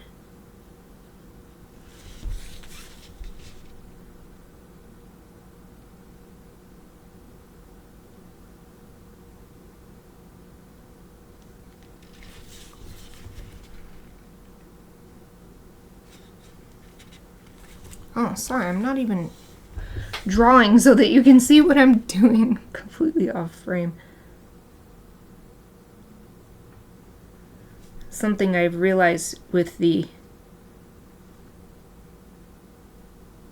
not advent, but the popular rise of AI in the past few years is that since I live stream my artwork, and I have been doing so for many years now, it means I feel like it adds value to my work because everyone can see that I am just a single human being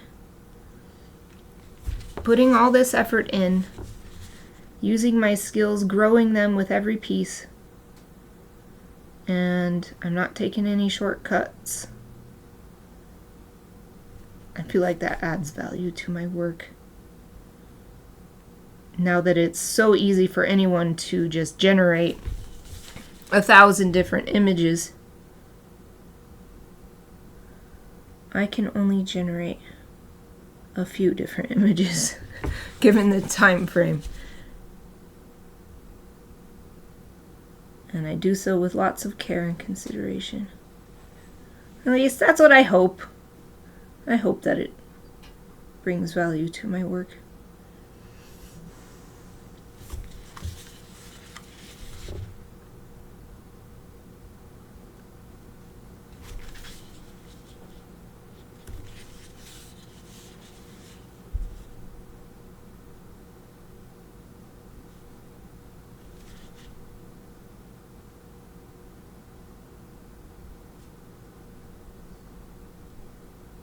It actually looks really good like this. I don't know, maybe I do like doing it like this, but it was so stressful. It was so stressful trying not to cover up the lines. Maybe the next one I do, I'll just try and see what it looks like if I do a halo, because if I don't like it, I can just paint the more lines on. I can always add more. It's harder to take it away.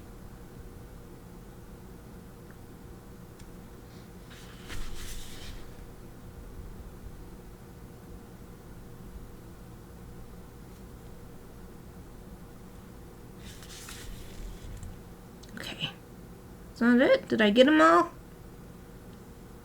The paint's definitely still shining through, but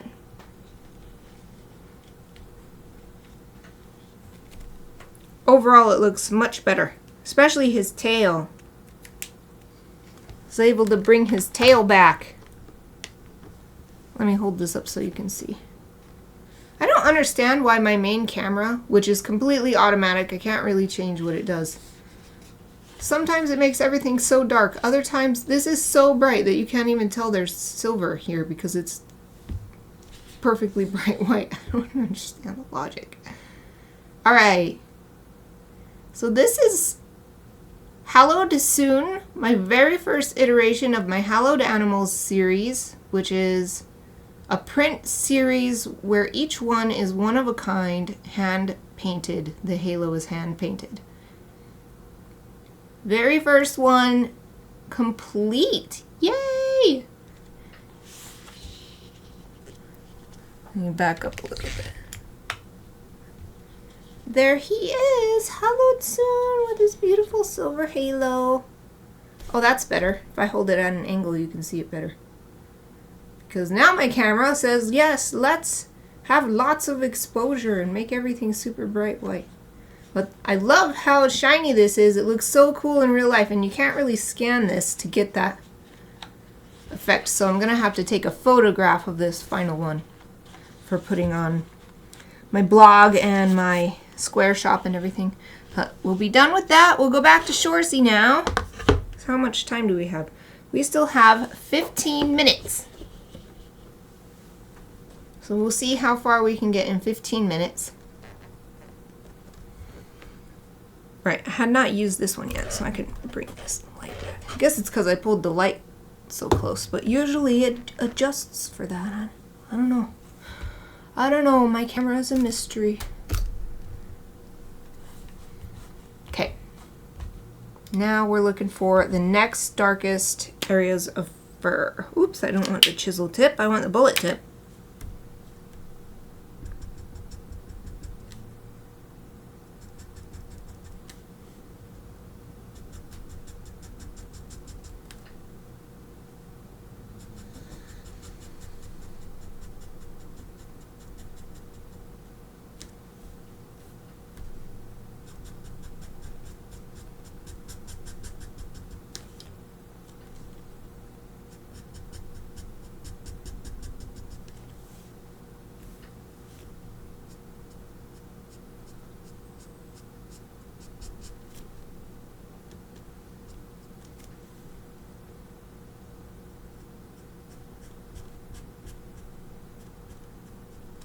The farther I go with the darker colors, the more precise I'm trying to be, because this is less and less, there's less and less freedom here.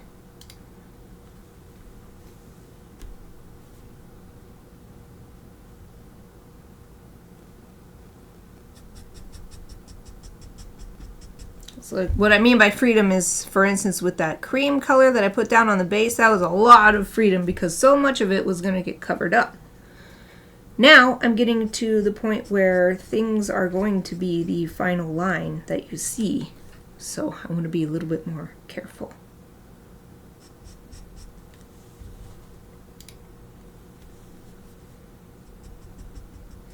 In some areas, like these forearms, I think I'm going to save a lot for the colored pencil because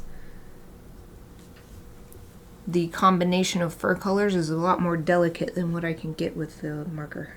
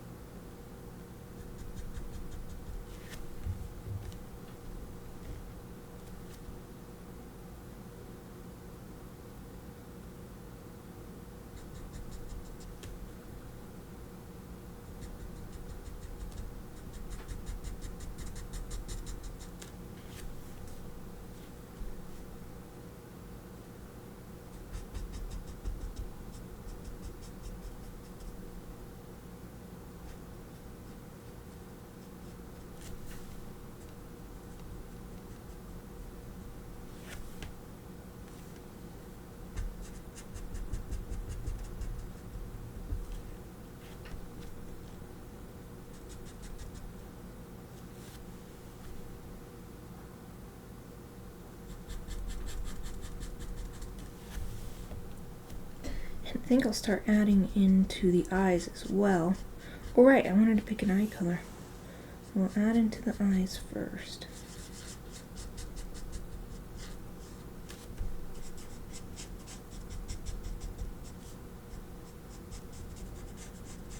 I'll finish this up and then I'll do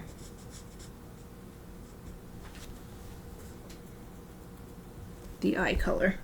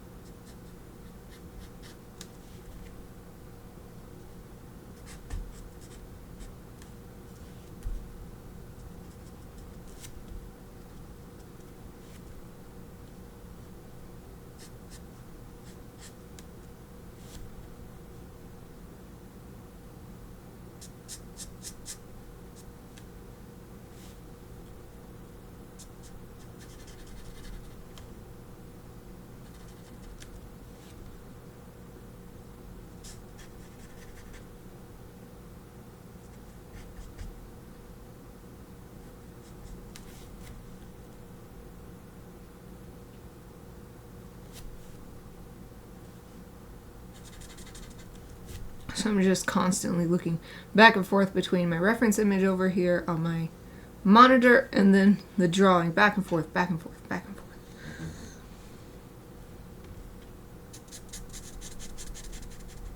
So that's why I'm pretty quiet. I'm concentrating.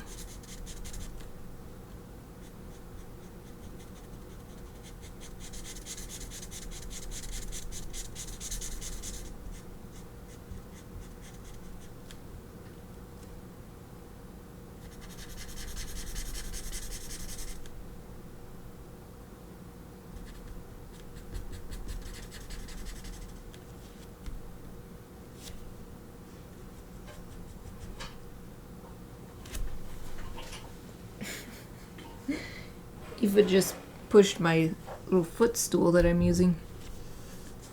My drafting table's too tall for me, so I have this nice footstool to help me have better posture. She just pushed it as she stretched it. I was like, what the heck's going on?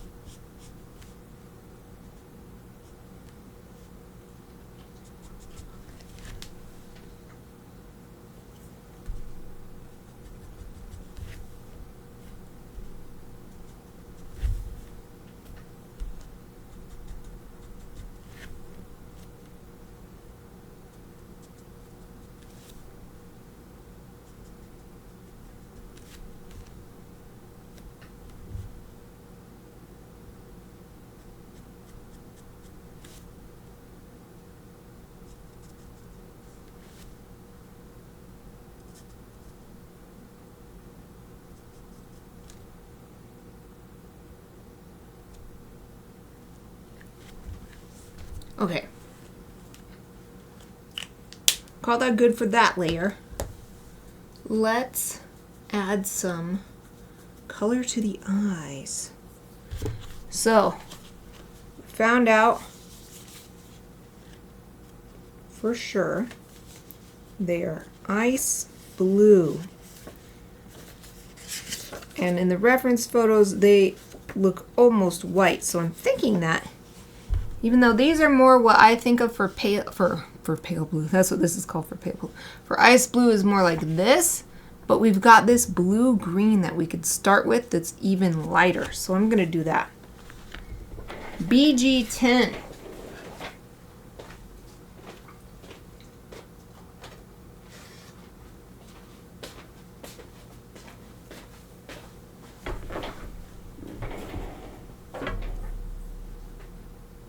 We only have a few minutes, so I think I'm actually going to use the last few after I add this color to make a note for myself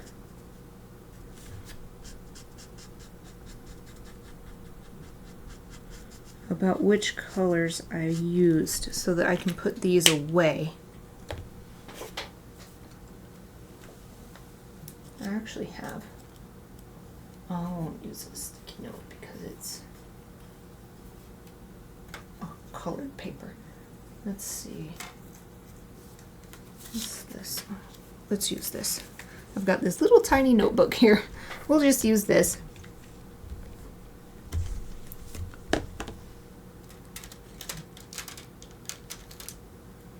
So we've got fur equals, and we'll put swatches down.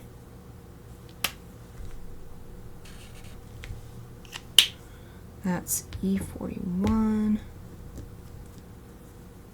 W3, and W5.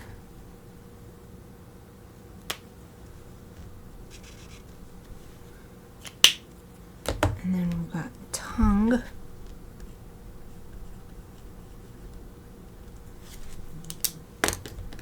RV32. After these dry, I'm going to write it down. I bet this is, oh, it's actually not bleeding through. That's cool. And then eyes.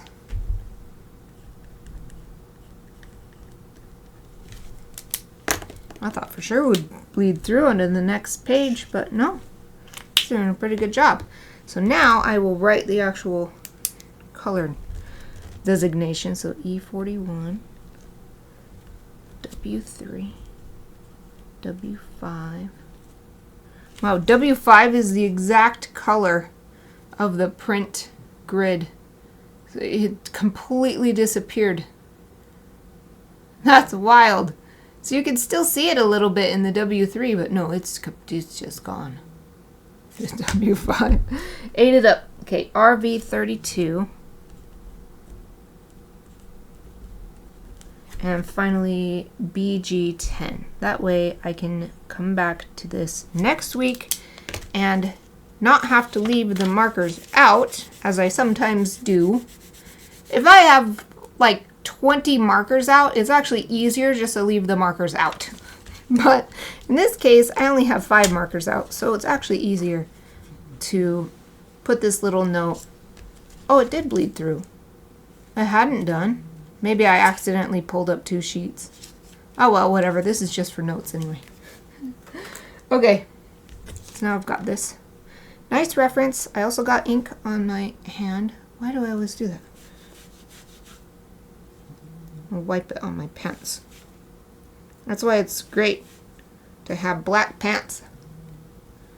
Wear black pants and you can just use them as an artist's napkin. Okay. We've got a few more minutes, but let's just call it good. We've got the base color laid down for pretty much everything. The only thing I didn't do was the teeth, but they're so small, I'm just going to leave them. So here is the last look at Chibi Shorsey, the husky. And we got the base color down pretty much for everything, plus some fur color. We're building up the darker fur colors.